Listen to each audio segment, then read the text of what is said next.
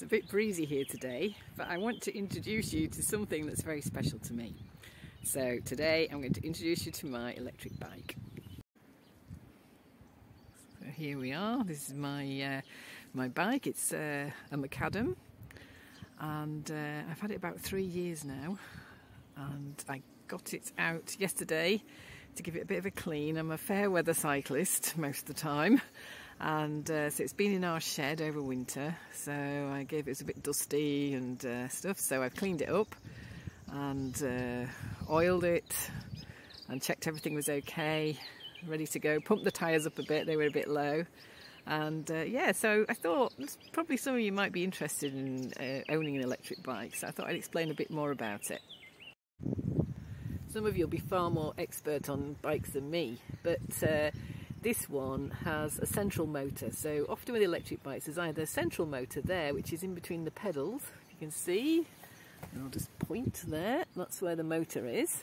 And sometimes they have what they call hub motors, which would be there and the same at the back, sort of placed in the middle of the wheel. So this one's got it between the pedals, and what we've found is that's really good for cycling around here, because we have a lot of very steep hills, and so what it does, you still have to pedal, but it assists you, and it's really like you're having the equivalent of two really good cyclists helping you, and it makes a huge difference. And we can get up really steep hills with obviously we've got to put the effort in because we are pedalling. I'm saying we because often it's me and Tom cycling somewhere.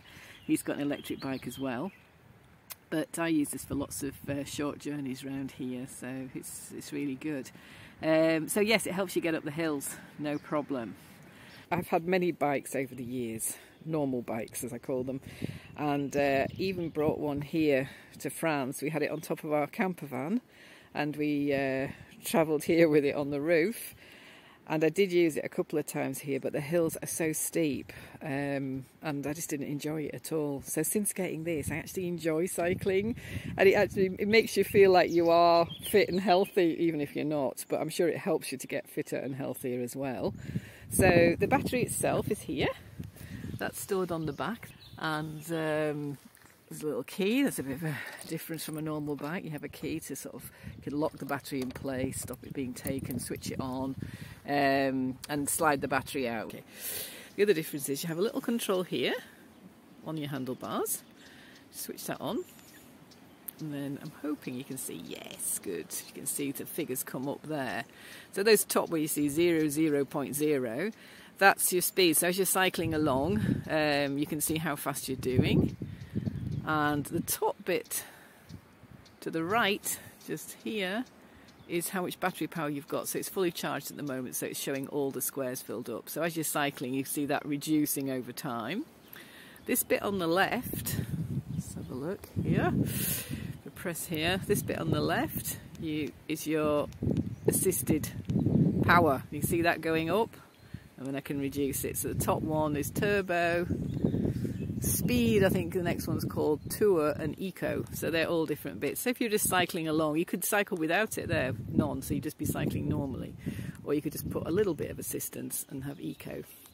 So that's that, and there is other information here you can get about how far you're going in each journey and things like that. So there's lots of other information which I won't go into on this video.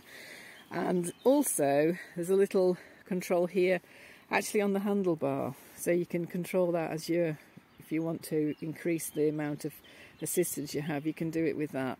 Okay, and that will add it just the same, save you having to reach across to the other control. Mirror there, I put that on. Basket I found really useful. Gears, the same as you find probably on most bikes, I don't know, you just turn it like that. It's very easy to do. Little bell, got to ring that. So that's just a quick tour of the bike itself and the distance. So yeah, you're assisted, and I think when it's fully charged you can do up to, if you were on the flat, you'd do about 60 kilometres on a charge. Here, because of the hills that we have here, it's more like 45. So between 45 and 60 kilometres. And yeah, and the speeds, it sort of stops assisting you once you reach about 23 kilometres an hour. It's set up so that it stops at that point from assisting you with the power. and obviously you can go faster than that, a lot faster than that. So I'm usually doing, I think on a journey, probably an average of about 35 kilometres an hour, something like that. But it will, you know, that's an average. It'll go faster, and obviously going up the hills quite a bit slower. Probably the slowest I'm usually going up the hills is about 17, 18 kilometres an hour. That's when it's really quite steep. If it runs out of power, it's a bit of a disaster because it's really heavy because of the battery, and the bike itself is built quite solidly, I think, to be able to hold the motor and things like that. So it's really bad if you do run out of power, which has happened to me probably only once, and then you've got to push it, and that's a bit of a nightmare. It's also, because of the weight, it can be quite hard to set off, I find, but that's maybe just me. So sometimes I need to, I couldn't set off up a steep hill, for instance, but then maybe it'd be hard to do that anyway on a bike. So when I'm setting off, I kind of have to be level or going downhill a bit or go across the hill. So yeah, that's just another little thing that I've found. So when it needs charging, the battery is stored here in the back, which is quite neat. You just have to unlock it with your key, and then it just slides out like that. So it's really quite easy to slide in and out. And then you take it and charge it up, which I will show you. Okay, so coming to charge the battery, and I've taken it off the bike now.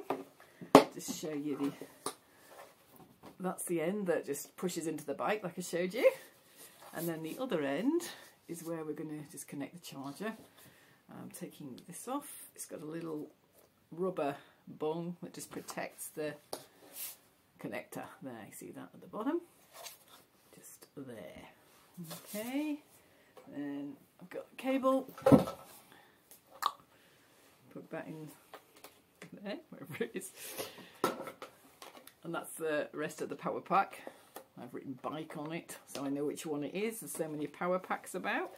And then you've just got a normal plug. Plug that in, charge it up. And I think I hardly ever charge it from empty, so I'm not really sure how long that takes. But I think usually when I'm sort of just topping it up, maybe it's about half used. It takes sort of 4 hours. So I imagine 4 to 8 hours, a bit vague. But and then it's fully charged.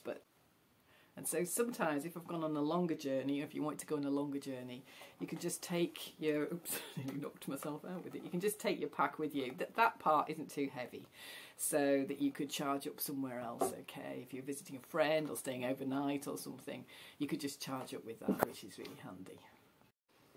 And of course here we're charging it from our solar panels. So for us it works out really well because we're getting, in effect, free transport. Well, the sun's helping us, plus some of our effort as well, of course. So our solar panels at the moment, we've got 1,000, let me get this right, 1,000 watts, I think. So that's a kilowatt, I reckon. Okay, so that's how much we have. So we can easily charge the bike battery from that. And like I said, Tom's got a bike as well, so we managed to charge them both without any problem.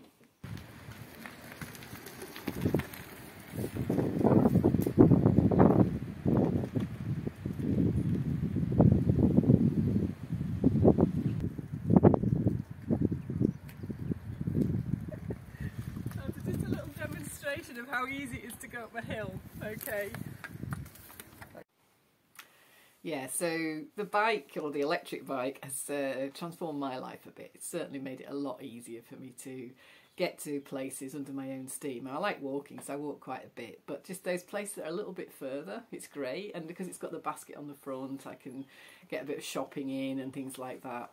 So that's good. And they are quite expensive, and I want to say something about the cost of them. So they are quite expensive. This one was a bit of a bargain in a way, because the cheaper ones are the ones with the hub motors, the motors on the actual wheel.